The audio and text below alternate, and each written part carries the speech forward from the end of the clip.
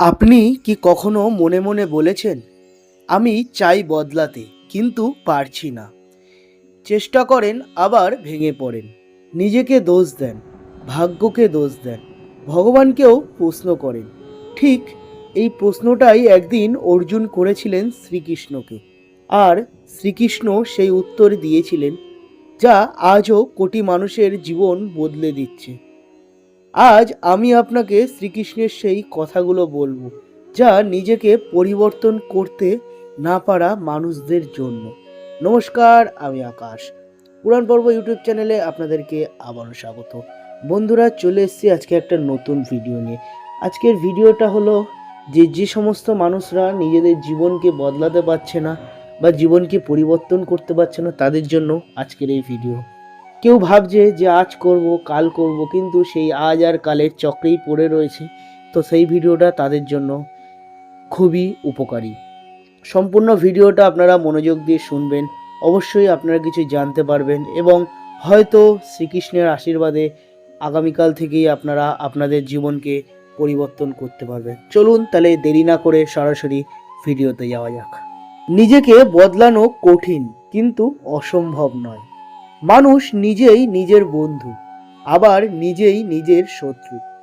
শ্রীকৃষ্ণ বলেন, তুমি যদি ভাবো আমি পারবো না, তবে তুমি নিজেই নিজের পথ বন্ধ করে দিচ্ছ। কেউ এসে তোমার জীবন বদলে দেবে না। যেদিন তুমি নিজের হাত ধরবে, সেদিন থেকেই পরিবর্তন শুরু হবে।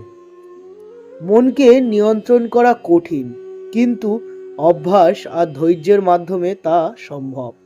অর্জুন বলেছিলেন, হে কৃষ্ণ, মন এত অস্থির, আমি পারছি না। ভগবান শ্রীকৃষ্ণ হাসলেন।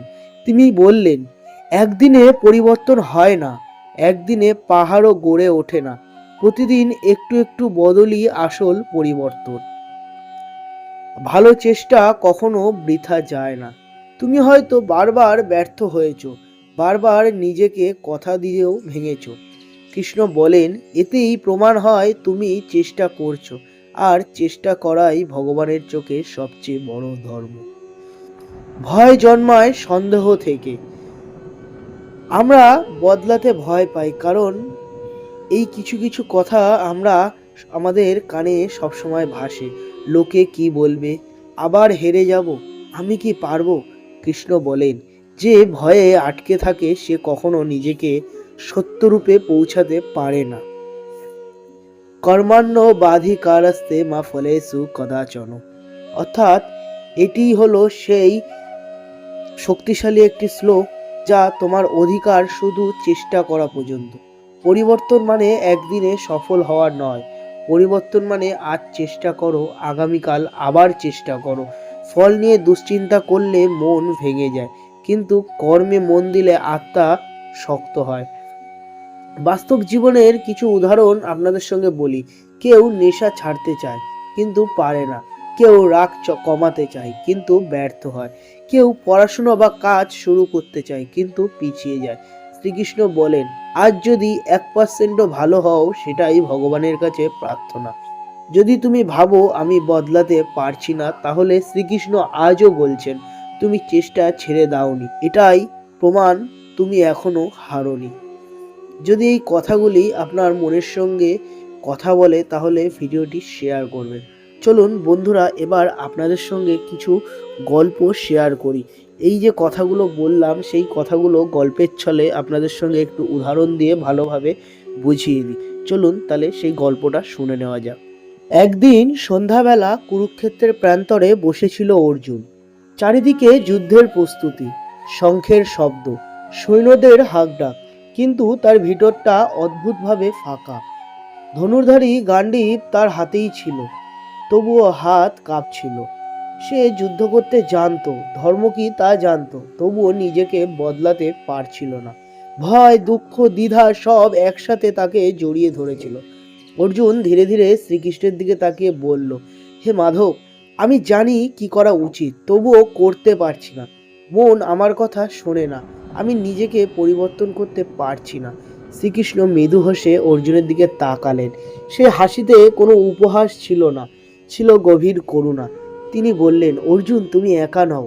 এই কথাটা যুগে যুগে মানুষ বলেছে আমি চাই কিন্তু পারছি না।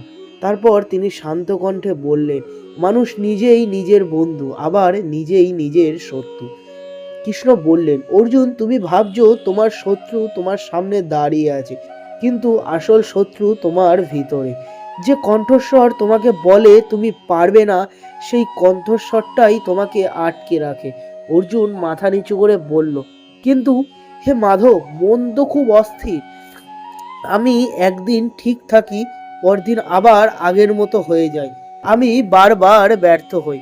কৃষ্ণ তখন আকাশের দিকে তাকালেন, অস্ত যেতে থাকা সূর্যের দিকে ইশারা করে বললেন, এই সূর্য কি একদিনেই অস্ত যায়? ধীরে ধীরে আলো কমে। তবুও কেউ বলে না সূর্য ব্যর্থ হয়েছে। তেমনি মানুষের পরিবর্তনও একদিনে হয় না। তারপর তিনি বললেন, মনকে নিয়ন্ত্রণ করা কঠিন, কিন্তু অভ্যাস আর ধৈর্যের মাধ্যমে তা সম্ভব। শ্রীকৃষ্ণ বললেন, অর্জুন তুমি প্রতিদিন যদি নিজেকে একটু ভালো করার চেষ্টা করো সেটাই যথেষ্ট। আজ যদি তুমি সম্পূর্ণ বদলাতে না পারো তাতে কোনো পাপ নেই, কিন্তু আজ যদি চেষ্টা না করো সেটাই সবচেয়ে বড় ভুল। অর্জুন একটু সাহস পেল, তবুও তার কণ্ঠে কষ্ট রয়ে গেল।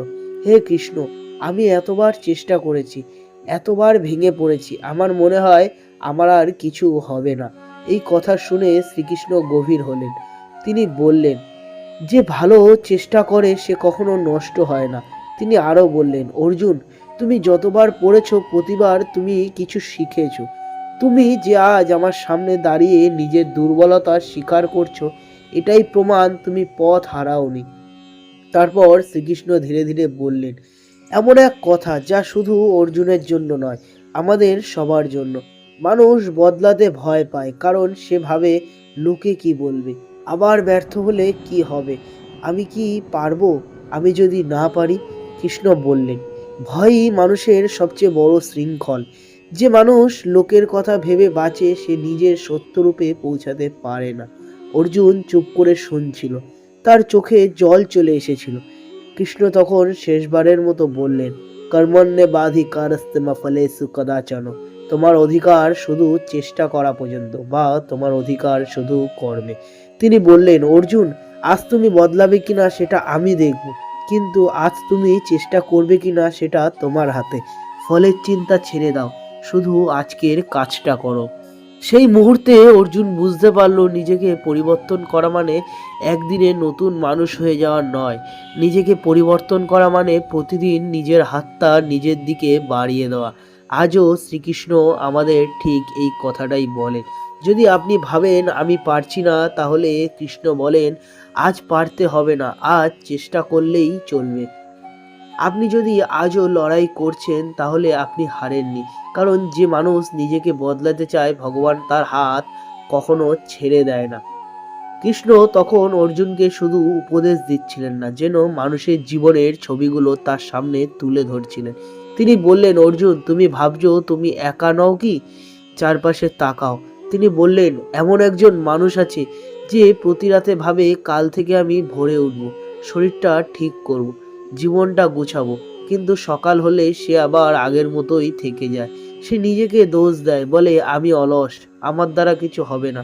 অথচ শ্রীকৃষ্ণ বলেন, সে অলস নয়, সে শুধু একদিনে সব বদলাতে চায়। যদি সে আজ শুধু 5 মিনিট আগে ঘুম থেকে ওঠে, সেটাই তার প্রথম জয়। কৃষ্ণ আবারও বলেন, এমন একজন যুবক আছে যে রাগ নিয়ন্ত্রণ করতে চায়। সে প্রতিজ্ঞা করে আজ আর রাগ করব না, কিন্তু একটু কথা কাটাকাটিতেই রাগ ফেটে পড়ে। তারপর সে রাতে নিজেকে ঘৃণা করে। কৃষ্ণ বলেন, রাগ আসা পাপ নয়, রাগের পর নিজেকে ক্ষমা না করাই আসল ভুল। যদি সে আজ রাগের সময় একটু চুপ থাকতে পারে, সেটাই পরিবর্তনের শুরু। তারপর শ্রীকৃষ্ণ বলেন, এমন একজন মানুষ আছে যে কোনো নেশা ছাড়তে চায়। সে বারবার বলে এটাই শেষবার, আবার ব্যর্থ হয়। সবাই তাকে দুর্বল বলে, কিন্তু শ্রীকৃষ্ণ বলেন, যে মানুষ ছাড়তে চায় সে দুর্বল নয়, দুর্বল সে যে চেষ্টা করাই ছেড়ে দিয়েছে। আজ যদি সে আগের চেয়ে একটুখানি কম করে, সেটাও ভগবানের চোখে বড় সাধনা।